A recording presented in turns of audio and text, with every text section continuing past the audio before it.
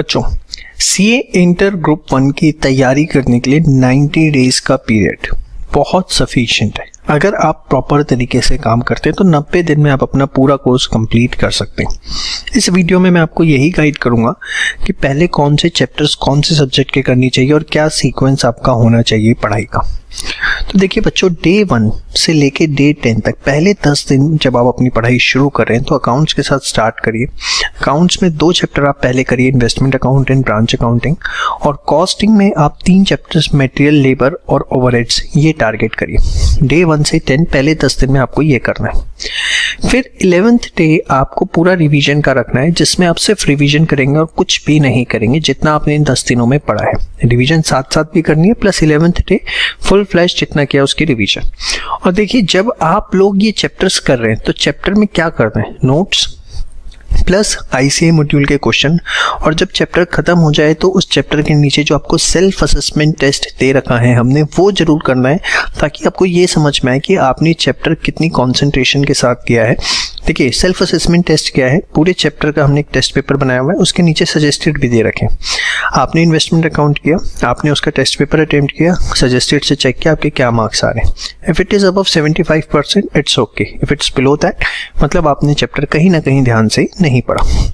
फिर डे 12 से लेके 21 तक अकाउंट्स में सिंगल एंट्री, जिसको इनकम्प्लीट रिकॉर्ड्स के नाम से जानते हैं, कैश फ्लो स्टेटमेंट बहुत हद तक क्लास 12 का, प्रॉफिट प्रायर टू इनकॉर्पोरेशन मुश्किल से 2 घंटे का chapter, bonus issue, right issue दोनों 1-1 घंटे के चैप्टर। तो देखने में बड़ा लग सकता है लेकिन है कुछ भी नहीं है।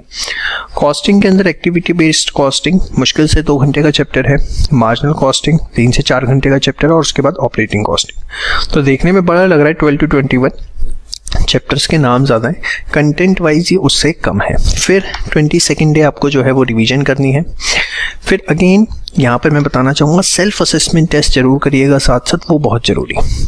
फिर डे 23 से लेके 32 तक इनकम टैक्स आप शुरू कर देंगे, क्योंकि अकाउंट्स का और कॉस्टिंग का कुछ सिलेबस अब आपका हो चुका है, उसमें आप सेटल डाउन हो चुके होंगे।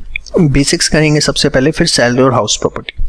अकाउंट्स में departmental redemption of preference share, अब ये बहुत हल्का है, मतलब ये दोनों चैप्टर्स आप हाफ डे में कर सकते हो या मैक्सिमम 1 दिन के अंदर।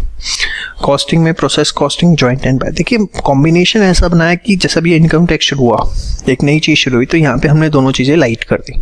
तो ये आपको नहीं पता होता कौन सा चैप्टर भारी है कौन सा हल्का है, तो इसलिए आपको एक गाइडलाइन वीडियो दी जा रही है।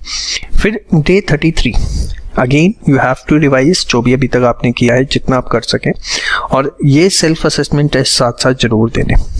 फिर इनकम टैक्स में PGBP, CG, other sources day 34 से 43।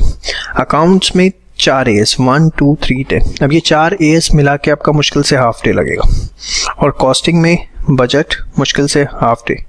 तो ये 1 डे का ही काम है वैसे तो, मेन तो आपका सारा टाइम इसमें लगेगा, लगभग 4 दिन पीजीबीपी में लग जाएंगे, 3 दिन सीजी में, 1 दिन अदर सोर्स में, ठीक है। तो इस तरीके से आपका टाइम लगेगा। 44 डे फिर रिवीजन, फिर 45 से 54 अकाउंट्स में redemption of debenture, insurance, costing में standard cost accounting system and contract costing, tax में सेट ऑफ क्लबिंग डिडक्शंस और रेजिडेंशियल स्टेटस, ठीक है।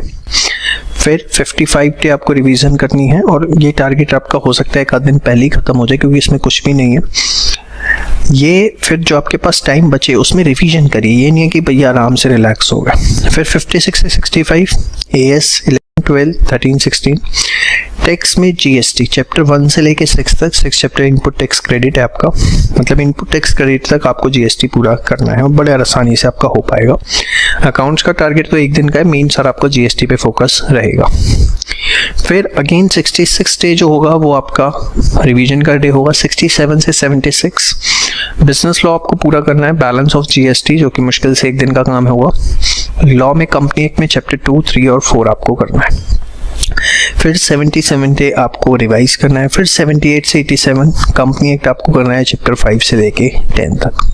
3 दिन फिर भी बचेंगे, 3 डेज ऑफ ग्रेस दिए जैसे नेगोशिएबल इंस्ट्रूमेंट एक्ट में मिलते हैं आपको।